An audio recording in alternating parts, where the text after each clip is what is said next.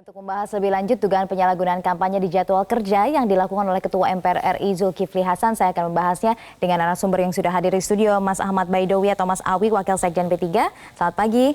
Dan juga Mas Rahmat Bagja, anggota Bawaslu Republik Indonesia. Selamat pagi, Mas Rahmat. Pagi, Mbak. Saya ingin ke Mas Awi terlebih dahulu. Kalau Anda melihat video yang sudah kita tampilkan tadi, itu sebenarnya Anda melihatnya kampanye atau bukan? Ya, kampanye terselubung. Jadi dalam posisi itu Pak Zulkifli hadir atas nama apa? Kalau beliau atas nama Ketua Umum PAN, ya itu masih bisa dimaklumi. Tetapi kalau beliaunya hadir atas nama Ketua MPR, lah itu jadi masalah.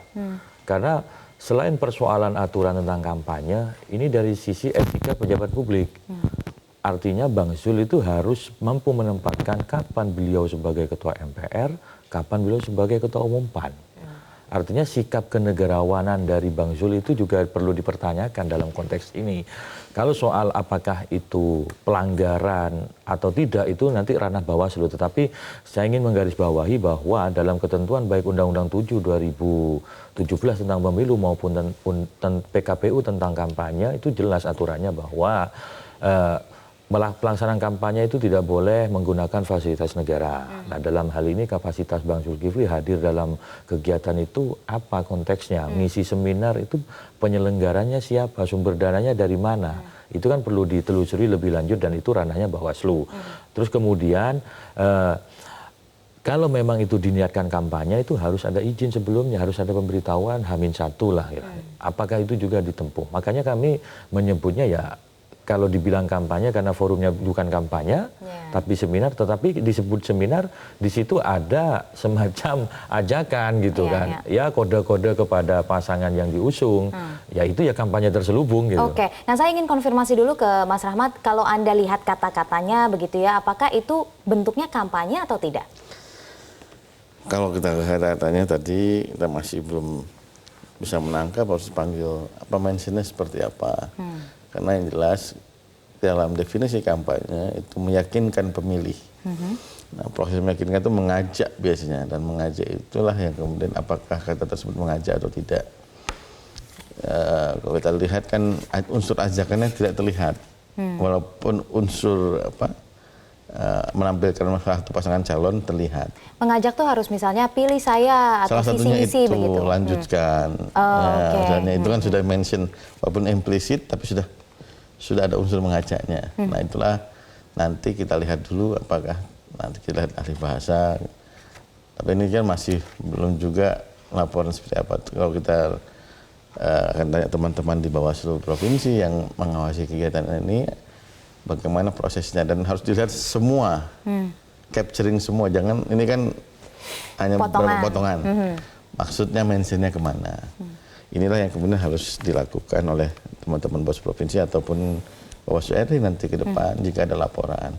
Sepertinya sudah ada yang mau melaporkan. Sudah ada yang melaporkan. Ya, sudah ada yang melaporkan, tapi belum kami terima karena lewat surat katanya. Lewat surat, bukan datang langsung. Dan itu termasuk boleh juga seperti itu.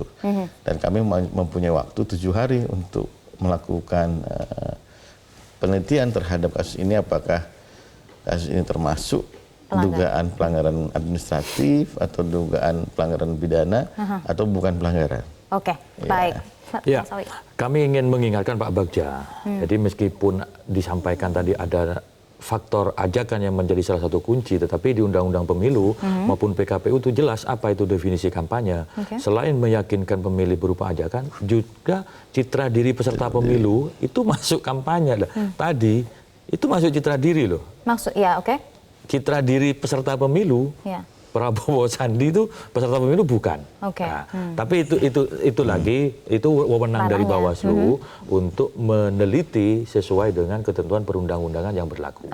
Yang kemudian Anda lihat ini yang begitu salah dari ini adalah apakah kemudian karena dilakukan oleh Ketua MPR RI dalam konteks ini adalah kunjungan kenegaraan, ataukah soal settingnya di depan mahasiswa sehingga terkesan ini politisasi kampus, atau apa sebenarnya? Kalau saya lebih menyoroti pada etika publik pejabat negara, karena kehadiran Bang Zul di situ jelas sebagai ketua MPR, bukan ketua umum partai politik. Kalau persoalan audiens itu tidak ada masalah siapapun audiennya, karena memang layak untuk mendapatkan informasi. Cuman kalau tanggapan dari audiens seperti itu berarti memang menandakan mahasiswa itu kritis terhadap ketentuan perundang-undangan yang ada. Belum lagi seperti kami sampaikan di awal, penyelenggaranya itu siapa dan sumber dana penyelenggaranya di mana, karena jelas kampanye itu tidak boleh menggunakan fasilitas negara. Fasilitas negara itu luas, bisa pembiayaan, bisa transportasi, bisa juga tempat dan banyak hal. Atau juga makanya saya bilang Pak Zulkifli itu pejabat negara, difasilitasi oleh negara. Jangan sampai hal yang seperti ini itu justru menjadi pemilu kita penuh dengan penyiasatan.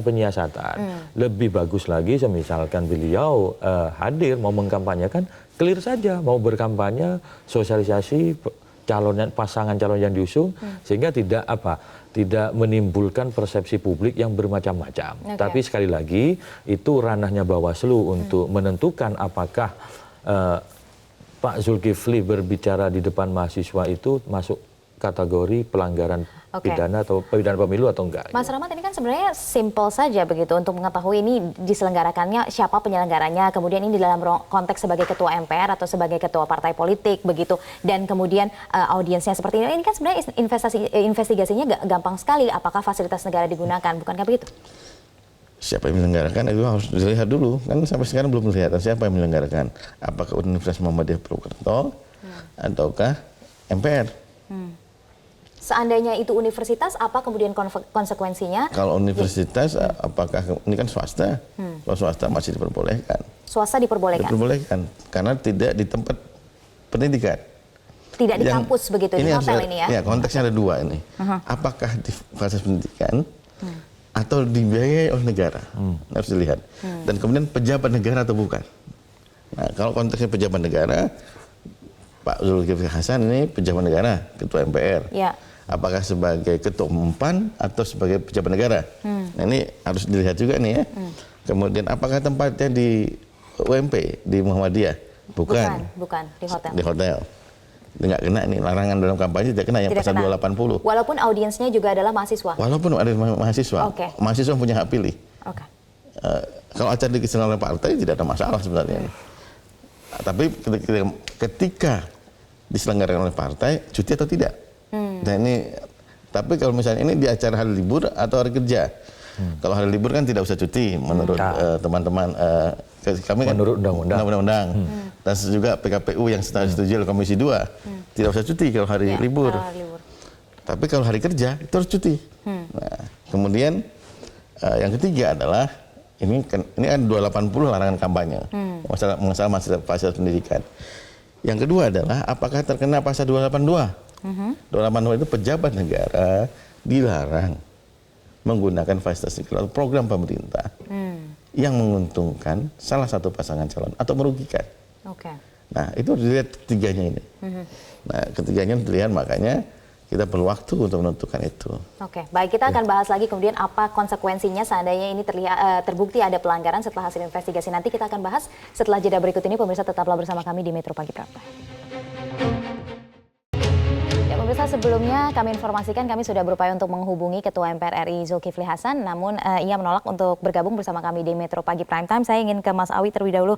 Mas Awi, kalau Anda melihat videonya juga bagaimana tanggapan dari mahasiswa, ini menurut Anda resistensi terhadap yang Anda sebut kampanye terselubung atau lebih kepada mereka menolak untuk adanya politisasi kampus? Kalau saya melihat dua-duanya, karena mahasiswa itu kalangan akademis yang berpikir kritis gitu kan. Mereka pemilih yang cerdas. Satu, dia akan melihat, ini seminar kok dibawa-bawa ke politik. Itu satu. Yang kedua, mereka juga soal tema. Ini temanya tentang ekonomi, kok bau-bau politik. Itu dua hal yang saya kira terekspresikan melalui respon mahasiswa terhadap Pak Zulkifli Hasan. Tentu saja sebagai ketua MPR, pimpinan lembaga negara, disorakin seperti itu kami juga miris gitu. Kami sebagai anggota MPR emang sebegitunya ya pimpinan kami di lembaga MPR itu kok diperlakukan seperti itu oleh mahasiswa. Itu kenapa lah? Itu menjadi bahan introspeksi diri bagi kita, khususnya yang para pejabat negara, khususnya yang duduk di pimpinan lembaga negara, itu lebih berhati-hati supaya bagaimana menempatkan posisi sesuai dengan tupoksinya. Kapan dia berperan sebagai ketua MPR, kapan dia berperan sebagai ketua umum partai. Ya.